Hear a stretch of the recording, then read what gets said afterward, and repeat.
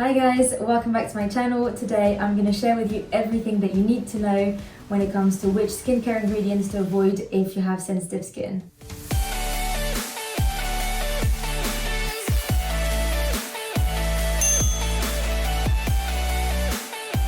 There is a lot of misinformation out there when it comes to which skincare ingredients to avoid, especially if you have sensitive skin. Some people will tell you to avoid some ingredients because they think they're toxic or bad for the skin, when it's not always the case.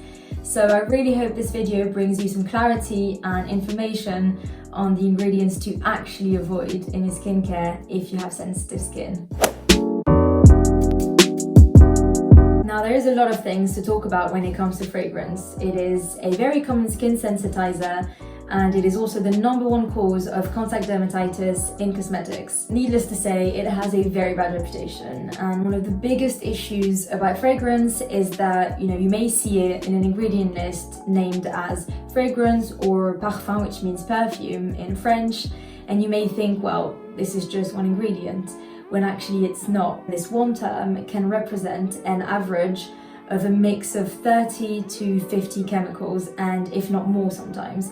And there is no regulation that imposes companies to disclose what's in this mix of fragrance. So this is very problematic because there is zero transparency when it comes to the fragrance ingredients that companies use. This was put into place to protect companies from their competitors, so these competitors would not steal their fragrance trade secrets. Something else you need to know about fragrance is that just because you can't see the words parfum and fragrance on an ingredient list does not mean that this product is fragrance free, and this is definitely something I've fallen for before when I was not informed yet. So I'm just going to give you a very quick example to illustrate my point. Take the Ole Henriksen Banana Bright Vitamin C Serum, for example. If you look at its ingredient list, you will not see the words parfum and fragrance. So you may think, well, this product is fragrance free, when actually it's absolutely not. It has 6 fragrance ingredients, including 2 essential oils. I will touch on essential oils later, but little spoiler, it's not good for the skin. There are also 3 other ingredients, which are limonene, linalool and citral, which are also ingredients I will touch on later. Another spoiler, they're not good for the skin either. Now, on top of all of this, as if our jobs as consumers wasn't already hard enough, some companies will put on the packaging of their products that they're fragrance free, when actually they're not. The companies just mean that they don't use synthetic fragrances, and they may use other types of fragrances such as essential oils and citrus oils. So this is something to definitely be careful about. The last thing I wanted to mention regarding fragrance is that I'm not saying you should throw away all of your products that have fragrance in. I've definitely used products that have had fragrance and they've worked fine for me. One of them being the moisturizer I've mentioned in my last video, which is the Laureth Super Skin one.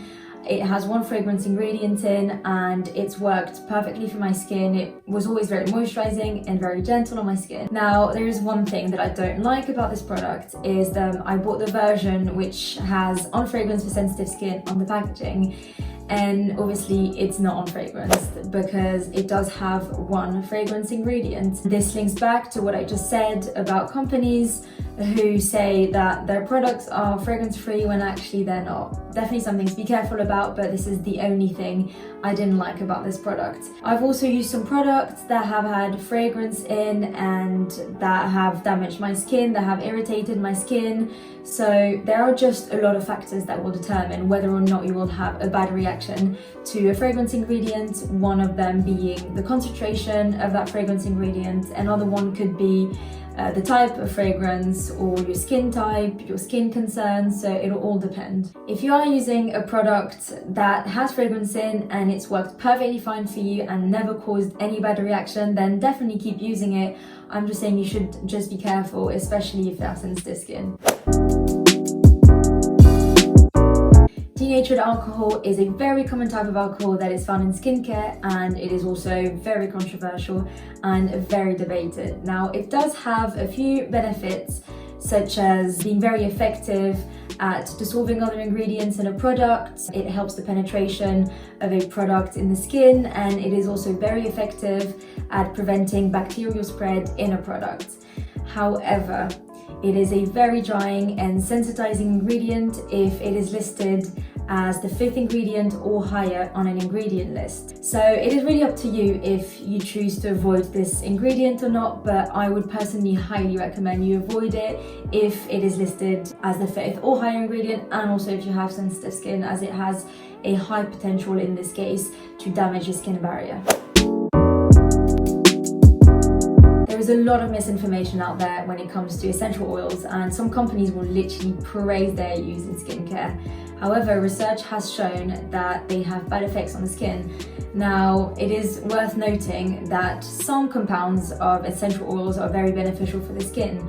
Some of them have powerful antioxidants properties, and others are very effective at preventing bacterial spread. However, most components that are found in essential oils have the potential to sensitize and damage the skin quite drastically. A few of these components are limonene, linalool, and citral. Now, do these sound familiar to you? Well, there are fragrance ingredients, common skin sensitizers, and they're also found in the Ole Henriksen Banana Bright Vitamin C Serum, which, as I've previously mentioned, this is a product that sounds like it's fragrance free at first, but it's absolutely not.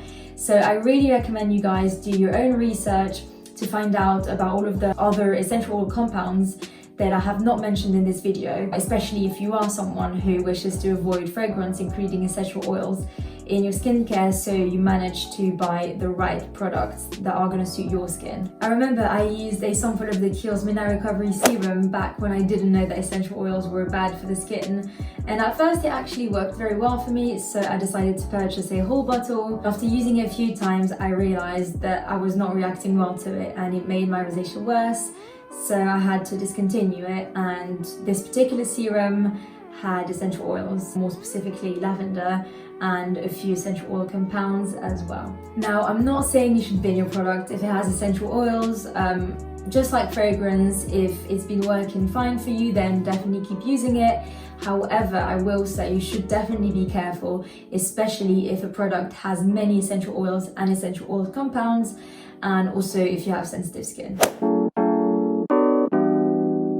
Citrus oils contain some compounds that can oxidize, which can cause allergic reactions or skin irritation, especially if you have sensitive skin. Citrus oils also contain some components that are fragrance ingredients.